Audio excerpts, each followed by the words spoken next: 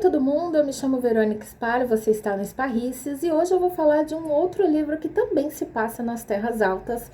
E eu estou falando do Segredo das Terras Altas, da Fiona Volpe.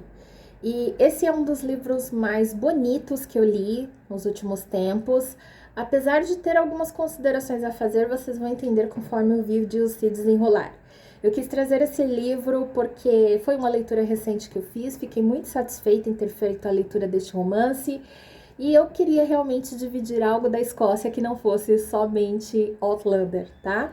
Pois bem, o que nós vamos encontrar aqui é uma história que se desenrola em duas linhas temporais. Na primeira, nós vamos conhecer a história de Flora, que está vivendo em Loch Hoy, que é uma cidade, uma terra ali nas Terras Altas, e ela vive uma vida numa cidadezinha pacata, mas as vias da Segunda Guerra Mundial e as coisas estão para mudar, tá? E a segunda linha que nós vamos acompanhar é a linha da Lexi, que vive na década de 70. Ela começa a história em Londres, mas ela vai acabar indo também parar em Lochwee. E ela é filha da Flora, que está na primeira linha que nós vamos acompanhar. Pois bem, por que a história então ela tem essas duas linhas temporais? Porque quando Lexi chega então nessa cidade das Terras Altas, a mãe já não existe mais. Ela começa então recolhendo as coisas ali da mãe, ela está vivendo na casa que pertencia à sua mãe, e ela percebe que pouco sabe sobre a história do seu pai, da formação da sua família, quem são as pessoas que a cercavam. E ela resolve que ela precisa saber também da sua própria história, porque há algo muito estranho no comportamento das pessoas, há uma aura de mistério em volta de Flora. E é aí que nós vamos então acompanhar a linha temporal de Flora para saber quem era ela e o que acontecia de fato nessa linha temporal, tá?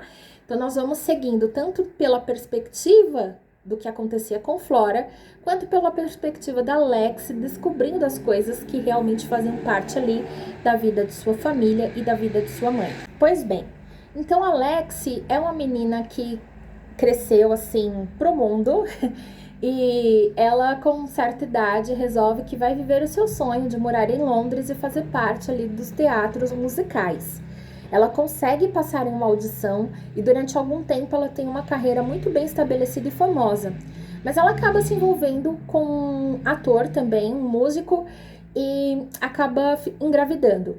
Ela acredita que vai receber apoio de alguma forma dessa pessoa, mas não é isso que acontece.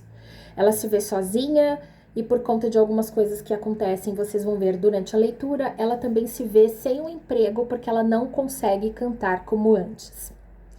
E aí que nessas condições tudo que ela tem a fazer é voltar então para o lar de sua mãe, né? Infelizmente sua mãe não está lá, mas ainda há este lar para ela, há essa forma dela criar a sua filha como mãe solo em um lugar seguro. Então ela faz esse regresso à cidade da qual ela saiu. Ela chega, ela acha que todo mundo tá querendo dar muito conta do que ela estava vivendo, ela tá cheia de preconceitos com respeito aos próprios moradores, mas à medida que a história vai se desenrolando e o convívio vai aparecendo, a gente vai entendendo por que eles se comportam da maneira como se comportam ali com ela. É até divertido. Uma pessoa que ela vai conhecer nesse ínterim é Dave. E Dave conheceu muito bem a mãe dela. O Dave basicamente cresceu sob os cuidados da Flora de certa forma. Então a Lexi se aproxima também como uma forma de conhecer alguém que conhecia sua mãe para fora da sua perspectiva de filha e talvez soubesse de coisas que ela não sabe. E a da Flora, que nós vamos acompanhar, é como é que ela conhece o Alec, que é o pai da Lexi, né? Então nós vamos ver que a Segunda Guerra está chegando, infelizmente acaba chegando também às Terras Altas. O lugar que eles moram vai ser utilizado para fazer a guarda de grandes navios e de barcos que pertencem à linha marinha britânica. E alguns, obviamente, dos rapazes que moram nesse lugar, eles acabam sendo convocados para fazer parte da guerra. A Flora é convocada de fato, mas ela fica na parte da enfermaria. Já o Alec é convocado e ele é patenteado como soldado e vai galgando posições ali, porque a época era um grande motivo de orgulho, obviamente, lutar contra os alemães. O irmão da Flora também, ele vai fazer parte também ali, ele também se alista e também vai servir, então, a coroa, né? E o que acontece é que há todo esse ambiente de guerra se desenrolando e o Alec, quando a gente conhece ele tá noivo de uma outra pessoa. Mas quando nós vemos ele num segundo momento, ele já não é mais noivo de ninguém. O noivado se deu porque o pai do Alec é uma pessoa muito rica e jamais aceitou que ele se envolvesse com qualquer outra pessoa que não pertencesse ali à mesma classe social. E esse vai ser o grande desafio deles, vencerem não pura e simplesmente o preconceito, mas a aura da guerra cada vez mais pungente acima deles, os separando a todo momento, porque, como eu disse, ele vai servir diretamente na linha de frente. E há também esse problema da casta social, que era uma coisa ainda muito intrínseca à cultura, e principalmente a essa figura do pai, que é como se fosse um coronel, sabe? Como se tivesse ali posses que o permitissem fazer de quase um tudo, inclusive maltratar as pessoas que tivessem muito menos que a sua família. Então eles vão passar por cenários assim tristíssimos de preconceito. A Flora principalmente vai enfrentar situações assim terríveis, as quais ela vai precisar lidar com esse preconceito. E o que eles vão ter que fazer é vencer todas as barreiras possíveis e imagináveis para que esse amor resista ao tempo. E bom, se vocês querem saber como é que a história se desenrola, só se vocês lerem esse livro incrível. Porque o que eu podia contar a respeito dessas duas perspectivas, eu contei. Há realmente um segredo envolvido na construção do romance da Flora e do Alec. E Alex está tentando descobrir o que é isso, né? E como isso pode contribuir para a sua cura, para a cura da sua voz, para a cura da sua mente, para a cura da sua saúde, do seu coração. E ela vai contar com a figura do Dave. A construção narrativa da Fiona é muito convidativa, a leitura é muito fluida, aquece, ela é calorosa na maneira como ela constrói, mesmo as partes mais difíceis de serem acompanhadas.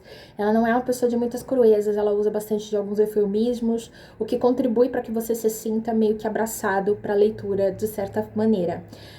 Uma coisa que me incomodou é que a tradução está feita com alguns pontos de literalidade.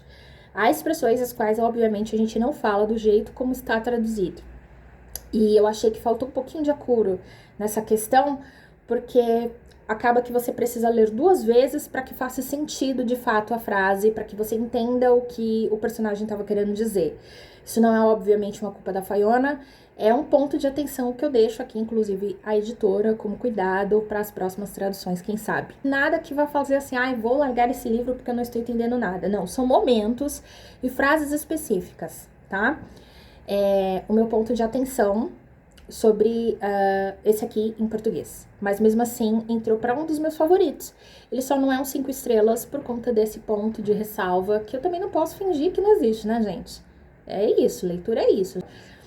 O que não quer dizer que o livro seja ruim de forma nenhuma. Inclusive, eu me apaixonei demais pelo Alec.